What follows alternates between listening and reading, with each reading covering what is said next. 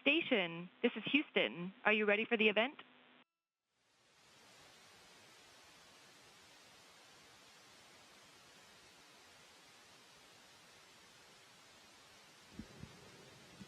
Houston, this is Station. I'm ready. Canadian Space Agency, this is Mission Control Houston. Please call station for a voice check.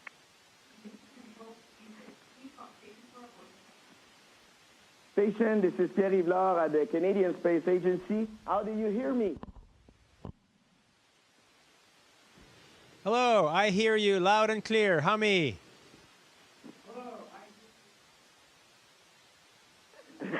Hi, David.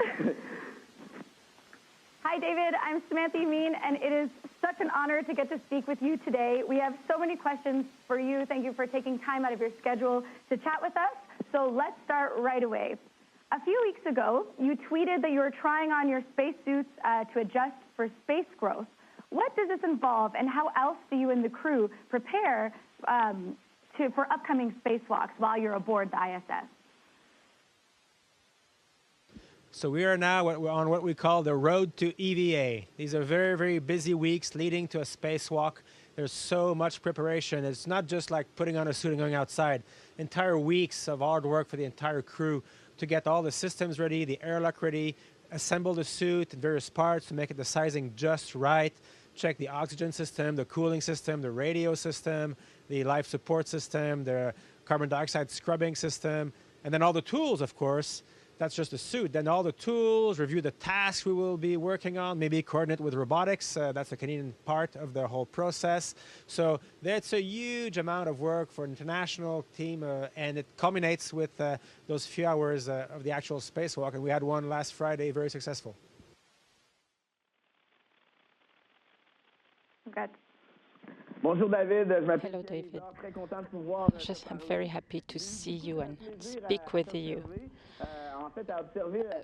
It's such an honor to observe the ISS in orbit and follow everything that the CSA is doing, and to see the pictures and the lights of the cities, and when we see the space station coming slowly, we don't realize how fast it's going, and then we see that with everything that you post, we see that the 180 degrees that you're going through, and the moment we see that we are going very fast is when we look outside, and I see the Earth going so fast. I see Canada going through maybe in 10 minutes, but on board, I'm floating, and I don't have the impression that we're going very fast at all. We forget that we are in orbit, except from the fact that we are floating. It's just when we look outside, we see how fast we are going.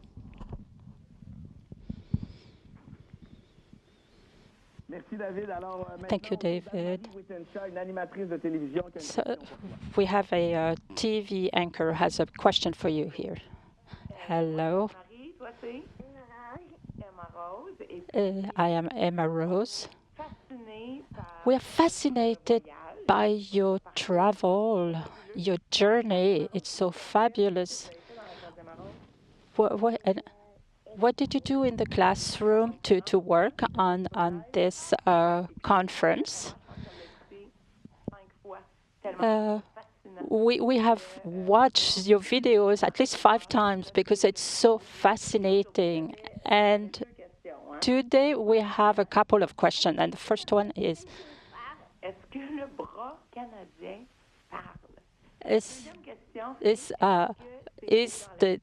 is it pretty in space? Can you describe what you see? So first question, The Canadian speaking, Canada arm speaking, yes, but speaking in coding. So we can make it move by sending coded messages, programs. This is the case for every machine around us, and that's why learning coding is so important, and learning programming. Then, regarding what we see outside, yes, it's very beautiful. And what's so beautiful is the Earth. Outside, it's dark. The sky is dark. There are stars, but it's dark. But when we look at the Earth, this is fantastic. We see the roundness, and it looks like it's glowing. There is a blue layer glowing permanently around the Earth, and every time I find this very impressive. And we see the lightning and the clouds moving. We see the moon, which is very nice, but it's not moving. The Earth is permanently in movement, and the glowing of the Earth is fascinating and beautiful. Thank you, David. I'm still wrapping my head around the fact that we're talking to you from space. But I want to move on to our next question from our friends over at Seeker. They want to know, what's the most difficult thing to describe about space? So, when I had so many years of training coming to space, training to ride the rocket, training to be here on space station, that a lot of it is familiar initially because you've seen it a little bit, you've seen films, maybe videos, trainers, mock-up facilities. But at the same time, there's something so bizarre because you're floating. You're just floating all the time. And it can be, I mean, now I'm used to it, and I can be standing like this talking to you, and it doesn't bother me at all. I don't feel like I'm upside down. I only notice when I look around, but I can be like this. I can sleep in any position. It doesn't really matter. And it's so strange how your body adapts. The human body and the human mind is so adaptable that after a while, I feel like I was born here almost. I can fly very easily, and I don't get confused. So that's, I guess, the most amazing thing here is the fact that you can actually adapt to this environment, and it feels, at some point, normal. Merci, David. Thank you, David. This is a question from this Bastien. My question is, in space, what is your next dream? What do we dream of once we've been to space? Yes, and what do we dream of? I proceed with one dream at a time. Of course, I dream of being back to Earth with my family, my friends, the people I love. We are in contact, but it's more abstract. To see the Earth so beautiful, so unique, it reinforces in me the conviction that human beings are one single group. Of course, there are differences, but that's what unites us, and it gives me the desire to contribute back down on Earth, to contribute to the unity of the people. Thank you. Next, we have a question from ASAP Science. They want to know if the space station would have some kind of solarium. Is your risk of sunburn more significant from space? So definitely the rays of the sun here are very, very dangerous for human skin with the ultraviolet. But all our windows have very, very strong ultraviolet protection, just like sunglasses have on Earth. There's a few windows that do not have that we use for scientific purposes, for experiments, and we would not open those window shutters without, wearing sunscreen and sunshade protection. But when you open the window shades, you can feel the warmth coming in, but our skin is safe because of the ultraviolet filters that are embedded inside the windows. So we actually have kind of a solarium. It's called the cupola. It's like a hemisphere. It's like a hexagon of glass panes, and we can fit our entire body in there, and you feel like you're floating in space. It's my favorite place on station.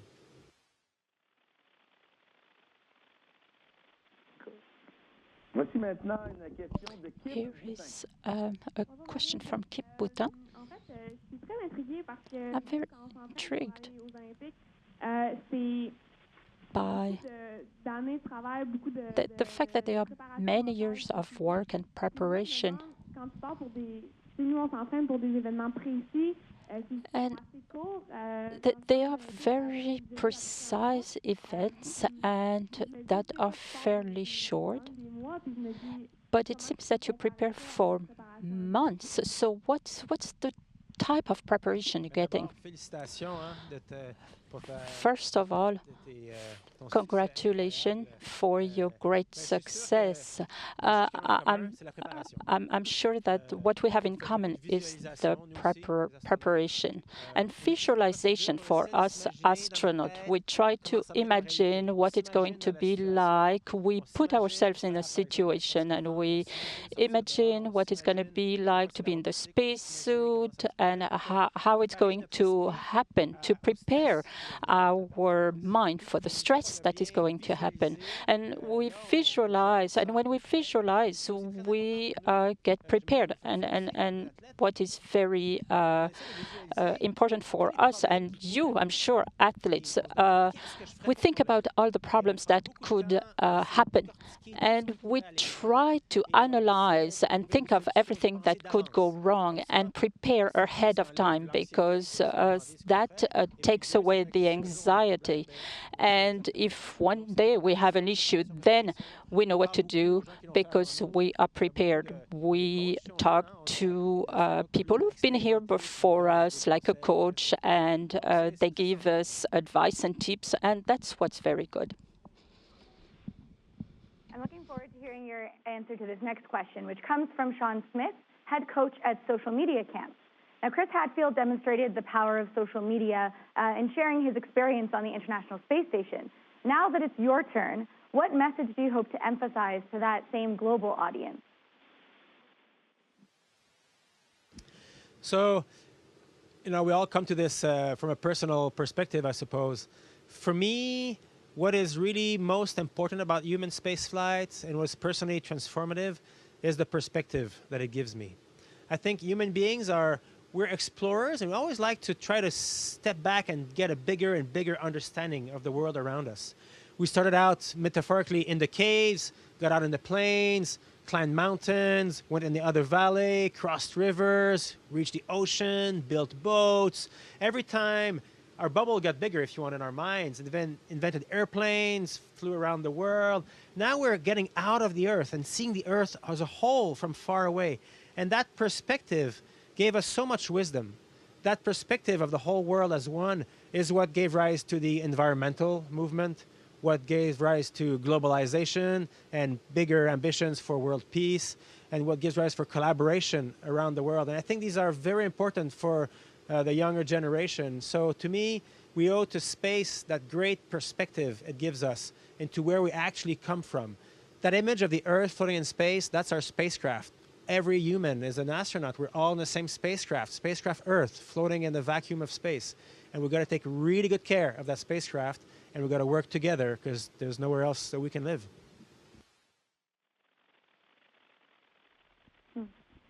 David, la prochaine question vient d'Alexandre Champagne, photographe. Alexandre Champagne, photographer, asking about taking pictures of Earth from space.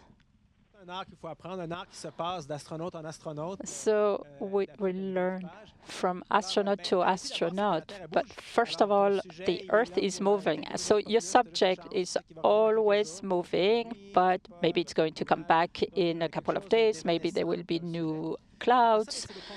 And then you have contrast, light contrast. The Earth can be very shiny with the sun, and then you have the blackness, and you have to manage the different level of light and the movement of the Earth. So it's and the fact that the beautiful subjects are very elusive and are here for only a moment. We have another question from Seeker for you. During your 6-month stay, the crew will take part in roughly 250 scientific experiments. Which one are you most excited for and why?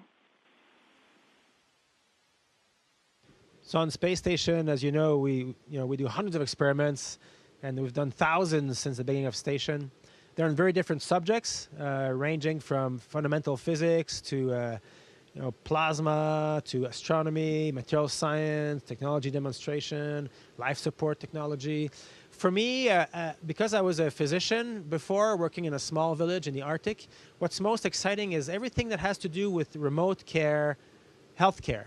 So, to take care of the health of astronauts that are far away from Earth is a very similar problem to taking care of the health of people who live in a small community in a remote place, like in northern Canada, for example, or any small village, or take care of people who are soldiers who are deployed, or expeditions climbing mountains, or people that work in dangerous environments on the Earth, or even elderly people who have a hard time leaving their home to go to the hospital. They're kind of themselves in a remote environment.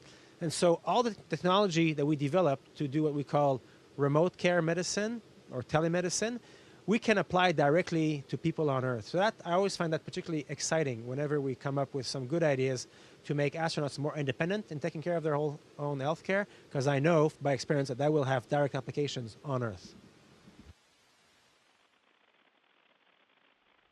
Yes. Merci.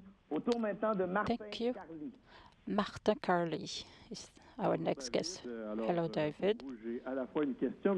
So I have a question, but also an answer, if you will. So why do astronauts have to train like if they were on board the ISS? Is it because of bone mass loss or gain? So the answer is that if we don't do anything, we're going to lose bone mass because our body conserves its energy, and we have strong bones because we need it. Things are heavy, we walk, so the body feels the impacts, and if we stop moving because we're sick or because we're idle or because we're lazy, then our body says, I don't need my bones, and gets rid of them. So here, very quickly, we see a lot of calcium in our urine. It means that our bones are dissolving, and if we stay that way for months, our bones will be very weak when we go back to Earth. This is why we do a lot of exercise to stimulate the creation of bones. Same thing with muscles and tendons, but it's very interesting for the bones, because if you take older people on Earth, for instance, you see the same thing happening here in space, and it happens very quickly. So it's very interesting to work on this in terms of research. Now a question from Mikel. Hey, it's a huge honor to speak to you. I'm a freestyle skier, and I do a lot of flip and twisting, and spatial orientation is huge for me. I have to be very good in the air, but I use the gravity to make sure I land on my feet. But once you're at zero gravity, you're in space. How is your spatial orientation impacted? That's a very good question. Initially when you come to zero gravity, you're very easily disoriented because your brain is missing the information of where is up and where is down. You still have the feeling that you're turning, but you kind of lost all absolute reference of what's up and what's down. So initially, it can actually make you a bit nauseated, like being car sick. And then after a while, it's as if your brain decided to forget about gravity. That's not there anymore. Too bad.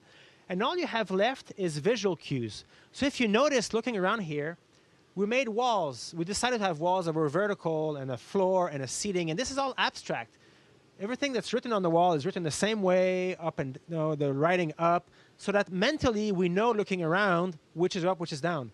But other than that, there is no way to tell.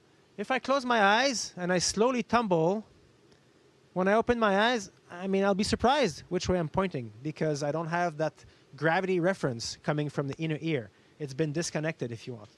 And when I come back to Earth and gravity hits again, I'll have to relearn to use the sense of gravity to hold, because I won't be able to use that sense to stand up, and I will be very easily tipped over. I have to hold someone's hand or hold someone's shoulder to walk for the first few days.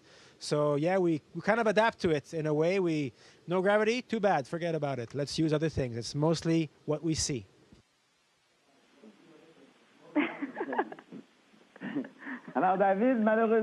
So, unfortunately, that's all the time we have with you. We want to thank you so much for the time you gave us. And we wish you the best for all the EVA, and we want to applaud you and the all team at the CSA is wishing you the best. Thank you. Merci beaucoup. Excellente question. Belle discussion. Thank you so much. Very good question. Great discussion. It's always good to have a break like this and be able to share my experience. So thank you for preparing this event. Thank you.